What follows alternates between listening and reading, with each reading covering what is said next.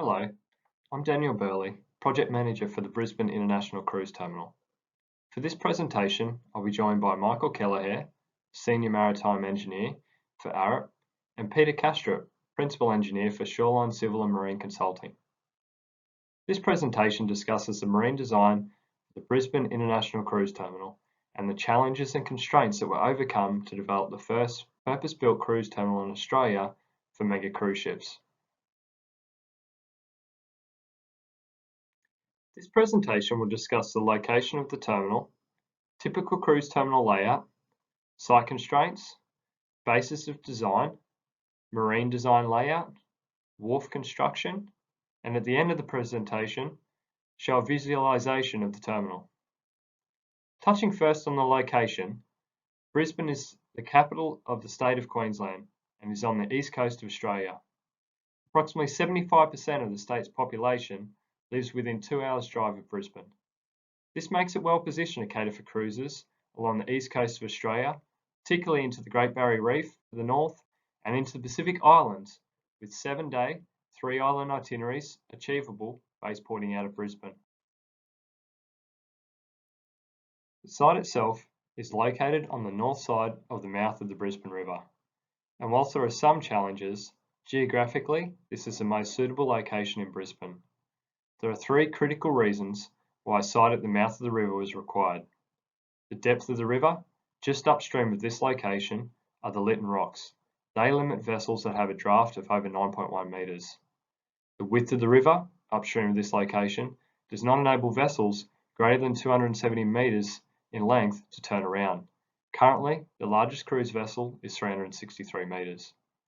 The height of the Gateway Bridge, upstream of this location, also prevents very large vessels travelling further upstream due to height restrictions. The highest design vessel is 20 metres taller than the Gateway Bridge. The site also provides some key benefits, has access to the existing Port of Brisbane swing basin, maximising the existing infrastructure. It is separated from the port operations that are primarily focused on the south side of the river. It has good proximity to the airport, enabling easy transfers from the port to the cruise terminal. The area is free from urban encroachment, and importantly, there is the ability to expand if needed in the future. This plan shows a typical cruise terminal layout featuring a land-backed wharf with an apron area sitting between the terminal building and the cruise ship. The passenger boarding bridges connect the vessel directly to the upper level of the terminal building, allowing free movement of vehicles on the wharf apron below. The terminal building is well serviced by ground transportation on all sides and is located close to the cruise ship to minimize passenger and baggage transfer distances. This layout achieves excellent connectivity for passengers, baggage, and provisioning. This plan shows the site constraints we had to consider in the design. The position of the berth pocket was quite constrained. Its position was dictated by the shallow area and marine boundary towards landside, and by the position of existing lead lights and the Port North common user berth on the upstream side. This meant the new berth pocket had to be positioned further from the terminal building than typical cruise terminals. This put a lot of emphasis throughout the design on connectivity and logistics for passengers, baggage, and provisioning. The vertical black dashed line shows the position of the underground sewer main, taking all wastewater from Fisherman Island to the treatment plant. A smart ball was deployed down the sewer main to gain more certainty as to its location, and Arup also designed a 24-metre long span over the sewer main to minimize risk of damage. The design vessels are shown in the table with some other key logistical inputs below. As you can see, these are big vessels. You could even consider them as floating cities. The Oasis of the Seas is the largest design vessel and governs the wharf structural design. However, this vessel was originally considered as a port of call vessel only. Whilst the average size of vessels is increasing, there are no current or planned vessels larger than Oasis class. The terminal building is designed for Quantum of the Seas for baseport operations with 4,500 passengers processed in each direction at a rate of 1,300 passengers per hour. The wharf was later extended to accommodate full access to relevant hatch doors to allow baseport operations for Oasis of the Seas. However, the terminal building remains sized based on a Quantum class vessel for baseport operations, with the understanding that Oasis class vessels looking to baseport will require a slightly longer turnaround time to process passengers through the terminal. Given that Oasis-class vessels have yet to sail in Australian waters, this was a reasonable compromise with flow-through cost savings across the terminal facility.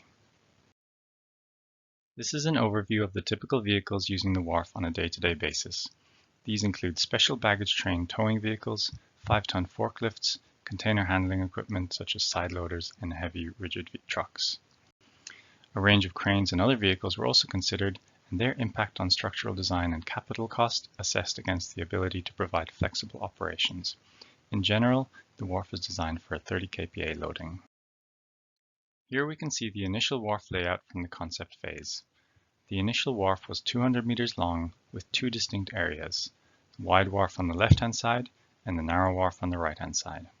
Typically, wharves are designed with uniform width. However, from early in the design process, it was clear that cost savings could be realized by having two distinct wharf zones.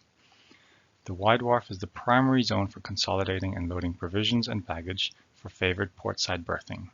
It is aligned with vessel baggage and provisions hatch doors, typically located towards the stern of the vessel. The narrow zone services embarkation and disembarkation of passengers via passenger boarding bridges. Trucks and cranes can access this area, however will not be able to turn around. The two access bridges provide one-way landside access for vehicles. This was a key design optimization to help reduce the wharf size, as swept path requirements are reduced by eliminating two-way traffic or turning.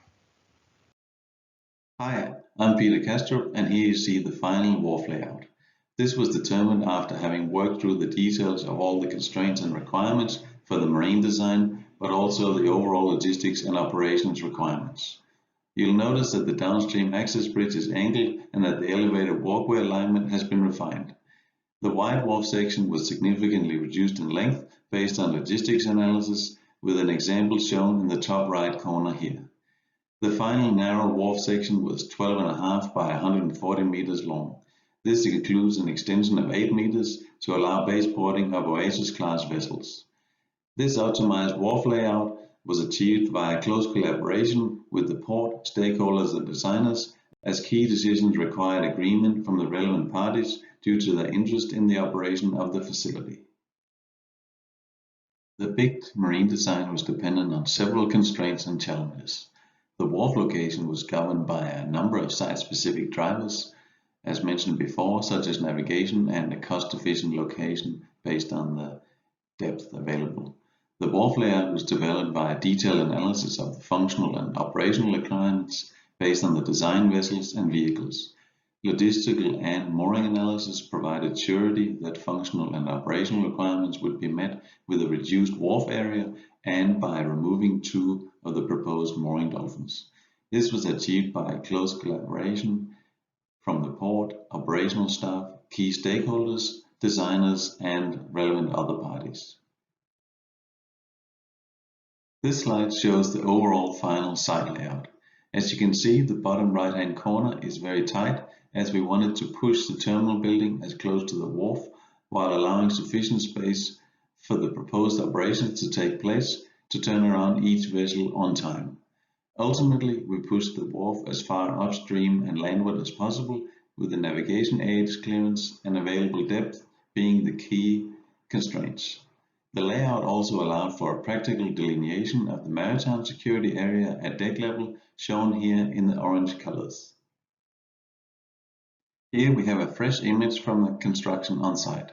As you can see, it's progressing well with the wharf and terminal building largely complete. This gives a good impression of some of the design constraints, such as the relocated front lead light here, the shallow seabed area behind the wharf here, and the downstream site boundary here. This view from land gives a better view of how the access bridges are integrated with the landside operations yard behind the building here, and how most of the wharf is required to overhang the adjacent site when designing for Oasis-class vessels at the berth. Finally, I'll leave you with a visualization of what the BICT facility will look like when operational in a very short time.